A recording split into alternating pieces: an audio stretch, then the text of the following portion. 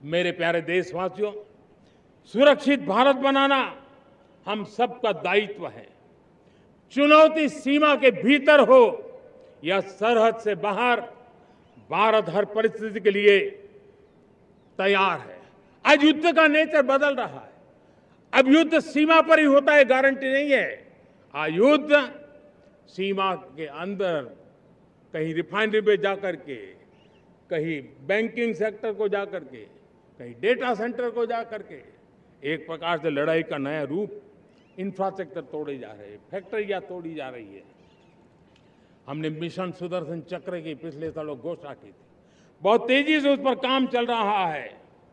आज defence export हमारा करीब 50 गुना बढ़ा है। करीब 100 देशों में हमारे अस्त्र शस्त्र पहुंच रहे हैं। वैश्विक पटल पर भारत की प्रतिष्ठा धीरे धीरे बढ़ रही है। बदलते हुए समय में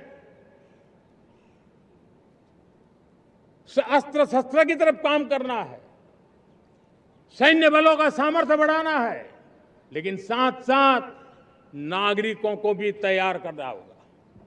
पिछली शताब्दी के युद्धों के अनुरूप जो सिविल डिफेंस की व्यवस्थाएं हमारे देश में विकसित हुई है, वो कालबाह्य हो चुकी है। और इसलिए मैं आज लाल किले से घोषणा कर रहा हूं कि हम आने वाले दिनों में सिविल डिफेंस का एक वाइब्रेंट नेटवर्क खड़ा करेंगे। आधुनिक व्यवस्थाओं से उनको परिचित कराएंगे। आधुनिक संकटों से नागरिकों को रक्षा करने की क्या व्यवस्था हो सकती है, एक बहुत बड़ा वॉलेंटरी फोर्स सिविल डिफेंस का आधुनिक चुनौतियों को पार करने वाला हम बनाने वाले हैं। मेरे प्यारे देशवासियों, राष्ट्र के निर्माण में आज हमारी बहनों बेटियों का योगदान हम सब के लिए बहुत बड़ा प्रेरणा का कारण बना हुआ है। फाइटर जेट हो या सिविल एविएशन, हमारी बेटियां सबसे आगे दिखाई दे रही है। खेलकूद का मैदान हो, हमारी बेटियां आगे दिखाई दे रही है। स्टेम एजुकेशन में भर्ती होने की प्रक्रिया हो, सबसे ज्यादा हमारी बेटियां आगे दिख रही है। आज सेना में भी एनडीए से जो बच्चियां निकली हैं, वो बड़े रौब के साथ देश की सेना का नेतृत्व करने का सामर्थ्य दिखाने लगी है। मेरी बेटियों की ताकत कैसी है। मैं पिछले दिनों साणंद में एक सेमीकंडक्टर प्लांट में गया, वहां आदिवासी बेटियां, देश के अलग अलग कोने से आई हुई बेटियां काम कर रही थी।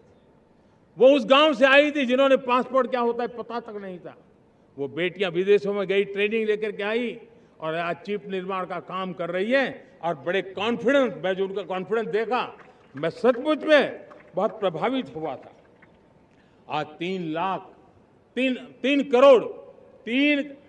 3 करोड़ बहनों को हमने लखपति दीदी बनाने का लक्ष्य तय किया था, उसको पार कर लिया।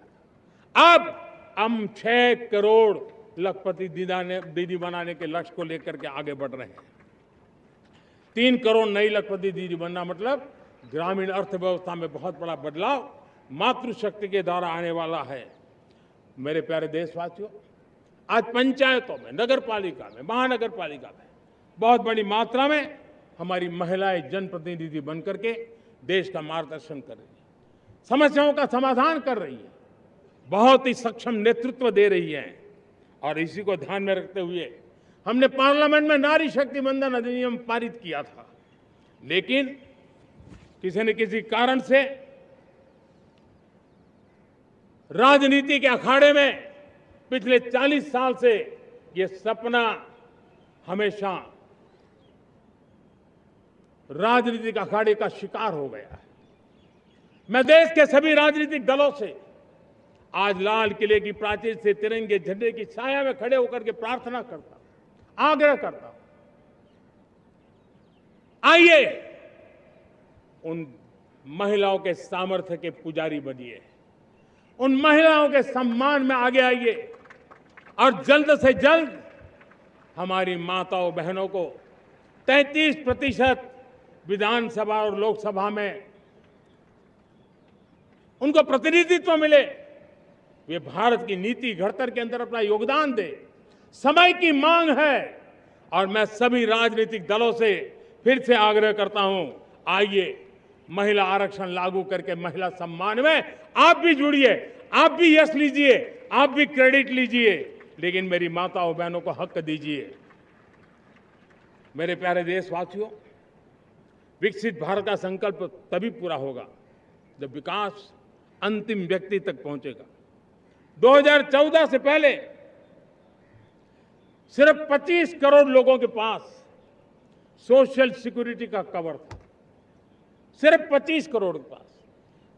साथियों, पिछले 5-7 दशक में सिर्फ 25 करोड़, हमने एक दशक के भीतर भीतर 100 करोड़ देशवासियों को सोशल सिक्योरिटी का कवच दिया है।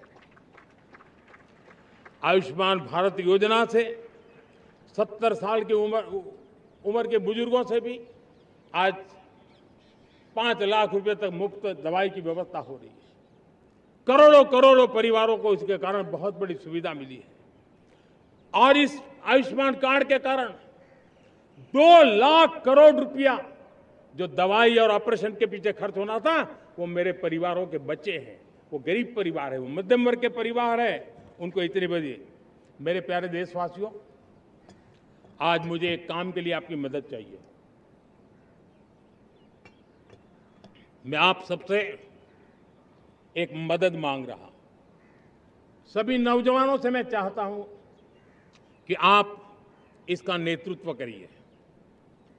आपका 1 या 2 घंटे देश को बहुत बड़ी शक्ति देने वाले हैं। आपको लगेगा 1-2 घंटे में मैं देश की क्या शक्ति, मैं बताता हूं। आप बहुत बड़ी शक्ति बनने वाले हैं और इसलिए हर घर में वातावरण बने। इन दिनों देश में जनगणना का काम हो रहा है, सेंसस का काम हो रहा है, गिनती चल रही है। और गिनती सिर्फ आंकड़ों से बात बनती नहीं है, उसकी बारीकियों से नीतियां बनती हैं, योजनाएं बनती हैं।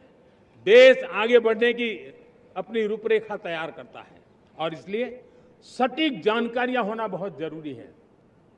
कभी कभी जो सरकार की तरफ से प्रतिनिधि आते हैं वो इतनी जल्दी में होते हैं, कभी स्पेलिंग एक लिख देते हैं, कभी अलग लिख देते हैं और इसके कारण अल्टीमेट परिणाम हमें सही मिलने में दिक्कतें आती हैं।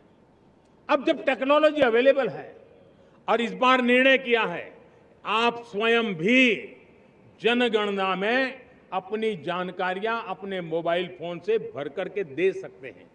बाद में कोई बाबू आएंगे, कोई प्रतिनिधि आएंगे, आपसे चर्चा करेंगे, लेकिन आप परिवार के सब बैठ करके अगर डिजिटली अपना रजिस्ट्री करवा दे, सारी बारीकियां, स्पेलिंग में भी गलती ना हो, कोई भी जानकारियों में गलती ना हो, आप जितनी परफेक्ट जानकारी देंगे देश को आगे बढ़ने में बहुत बड़ी मदद मिलेगी।